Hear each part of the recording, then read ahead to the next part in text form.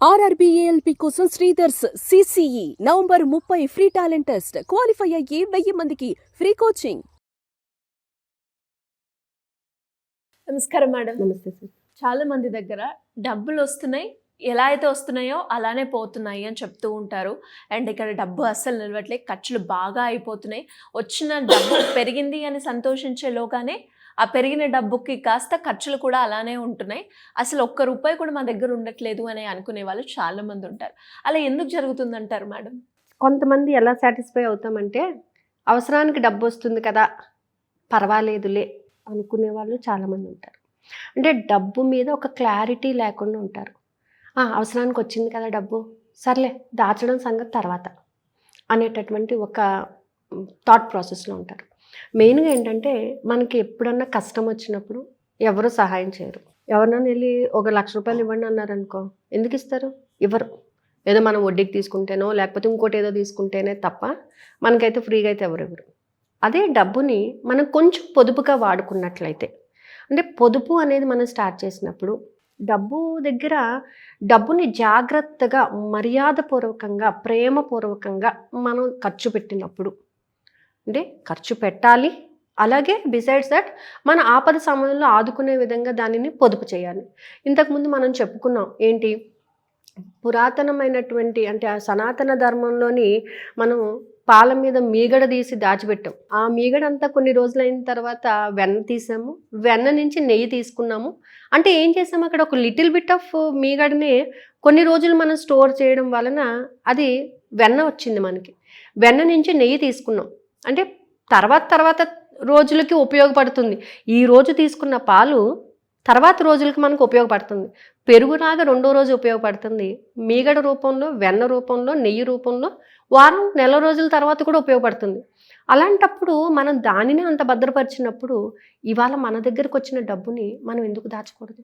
దాచాలి అనేటటువంటి ఆలోచన ఎందుకు రాదు? మనకు ఎంతన్నా రానివ్వండి, ఇవాళ 10,000 వచ్చిందా, ₹1,00,000 వచ్చిందా, ₹100 వచ్చిందా, దాంట్లో ₹10 పక్కన పెట్టండి, ఒక 10% పక్కన పెట్టండి. 10% పెడితే మా ఖర్చులు చాలా ఎక్కువ ఉన్నాయి, అట్లీస్ట్ 2% ఆర్ 1% పక్కన పెట్టండి చాలు. ఈ 1% పక్కన పెట్టిన లిటిల్ బిట్టే కదా, ₹100లో 1% ఎంత అవుతుంది? ఆ ₹1 కాస్త నువ్వు నెల మొత్తంలోని, అంటే నీ దగ్గరికి ₹100 వచ్చిన ప్రతిసారి నువ్వు ఒక రూపాయి పక్కన పెట్టినప్పుడు ఏమవుతుంది, ఒక 10 రోజుల తర్వాత అది నీకు ఒక ₹100 కింద తయారవ్వచ్చు. అంటే నీ ఖర్చుకు అది ఉపయోగపడుతుందా? ఈరోజు నువ్వు దాచినటువంటి ఈ డబ్బుని నీకు మరొకసారి ఉపయోగపడుతుంది.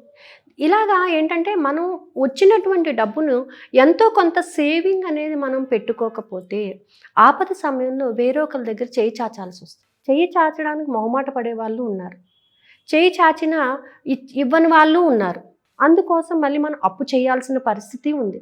ఈ ఖర్చులు చాలా ఉన్నాయి, ఖర్చులు ఉన్నాయి, లేవు అని అనటం లేదు. బట్ వచ్చిన దాంట్లో మాత్రం ఎంతో కొంత సేవింగ్ అనేది మనం పక్కన పెట్టాలి.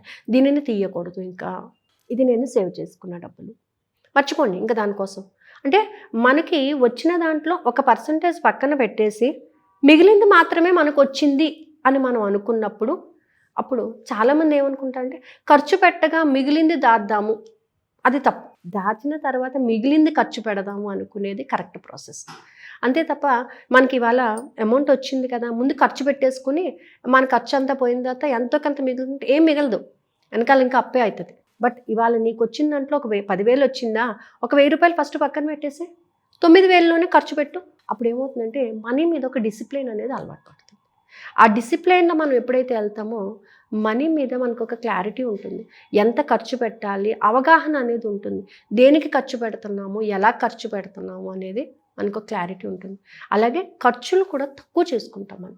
రేపనే రోజు నువ్వు ఎవరిని అడగకుండా ఈ డబ్బు ఏదైతే నువ్వు సేవ్ చేసావో ఆ డబ్బు నీకు ఖచ్చితంగా ఉపయోగపడుతుంది అనమాట. సో అంటే ఒకరి దగ్గర చేయి చాచకుండా డబ్బును ఉపయోగించుకోవడానికి ఇది ఒక ప్రాసెస్. అలాగే ఇంకొకటి ఏంటంటే, మరీ మనకు పీకల మీదకి అవసరం వచ్చింది అని అంటే తీసుకున్నామంటే అది వేరే విషయం అది.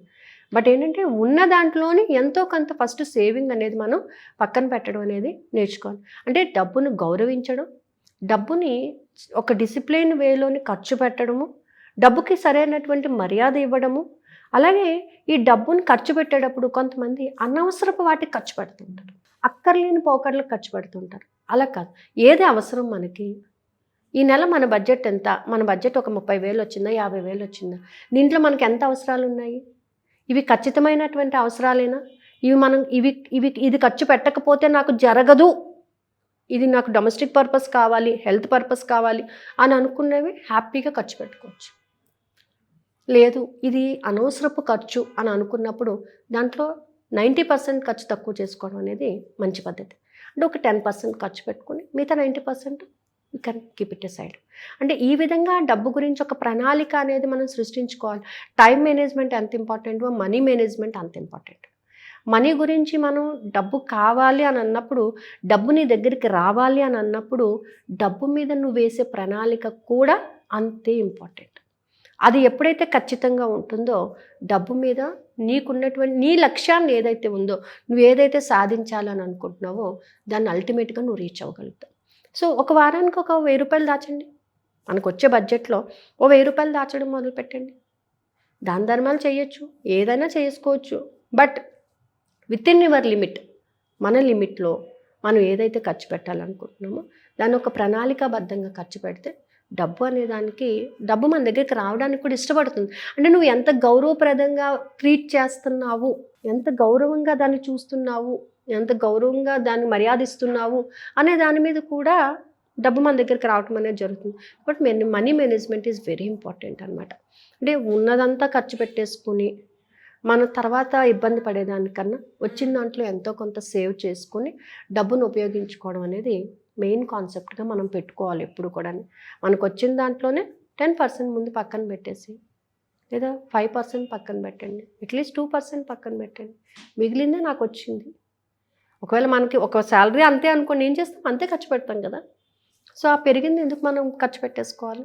సో దాచడం అనేది మెయిన్ ఇంపార్టెంట్. సేవింగ్ అనేది చాలా ఇంపార్టెంట్ అనమాట. ఈ సేవ్ చేసిన దానికి మనీని మళ్ళీ ఇన్వెస్ట్మెంట్ చేసేటట్టుగా ఉపయోగించుకోవాలి. అంటే దాని నుంచి మళ్ళీ అమౌంట్ జనరేట్ అయ్యే విధంగా మనం ఉపయోగించుకున్నట్లయితే, మనం మ్యూచువల్ ఫండ్స్లో పెట్టుకోవడం కానీ ఇలాంటివి చేసామనుకోండి, మనీ జనరేట్ అవుతుంటుంది. ఇక్కడ సేవింగ్ అవుతుంది, బ్యాంక్లో వేసుకుంటే ఇంట్రెస్ట్ వస్తుంది. ఇలా మనకి ఏది తోస్తే అది మనం చేసినప్పుడు మనకి అది వర్కౌట్ అవుతుంది అనమాట. సో ఈ విధంగా మనం ఎప్పుడైతే మనీని మేనేజ్ చేస్తామో డబ్బు రావటం కూడా జరుగుతుంది. అంటే ఎలా మేడం, ఇంకా దీని గురించి ఎవరైనా కూడా తెలుసుకోవాలి అంటే క్లాసెస్ అటెండ్ అవ్వచ్చు అంటారు? క్లాసెస్ ఉన్నాయండి, కాకపోతే కాంబో క్లాసెస్ ఈ 29th నుంచి స్టార్ట్ అవుతాయి. Online offline ma'am? Online classes. Combo class ఏంటంటే ఈవినింగ్ 6:30 to 7:20 ఓన్లీ వాళ్ళకి టెక్నిక్ నడుస్తుంది అనమాట. నైట్ 10 o'clockకి మెడిటేషన్ జరుగుతుంది. అంటే ఒకటే రోజు 2 క్లాసెస్ రన్ అప్ అవుతాయి. ఫ్రైడే వరకు ఈ క్లాస్ జరుగుతుంది, సాటర్డే ఓన్లీ మెడిటేషన్ జరుగుతుంది. 6:30 నుంచి 7:20 వరకు కూడా క్లాస్ జరుగుతుంది. ఈ క్లాస్లో ఏంటంటే మన సంకల్పానికి కావాల్సిన ఎఫర్మేషన్ ఎలా రాసుకోవాలి, మిర్రర్ టెక్నిక్ ఎలా చేయాలి, మేనిఫెస్టేషన్ ఎలా చేయాలి, విజువలైజేషన్ ఎలా చేయాలి, వాటర్ గ్లాస్ టెక్నిక్ ఎలా ఉపయోగించాలి. సో ఇవి మాత్రమే కాకుండా మన మైండ్ సెట్ని మనం ఎలాగ మౌల్డ్ చేసుకోవాలి, మనల్ని మనం ఎలా తెలుసుకోవాలి, మనలో పాజిటివిటీస్ని ఎలా బిల్డ్ చేసుకోవాలి. సో ఇవి మనకి క్లాస్లో జరుగుతాయండి. అలాగే మెడిటేషన్లో ఏంటంటే విజువలైజేషన్ చేయడము, ప్రతి చక్రాన్ని యాక్టివేట్ చేసుకోవడము, ఇది జరుగుతుంది. 21 days ఉంటుందండి క్లాసు. ఈ November 29th నుంచి స్టార్ట్ అవుతున్నాయి క్లాసెస్. ఇంట్రెస్ట్ ఉన్న వాళ్ళు క్రింద స్క్రోల్ అవుతున్న నెంబర్ని కాంటాక్ట్ చేయొచ్చు. Thank you ma'am, thank you so much.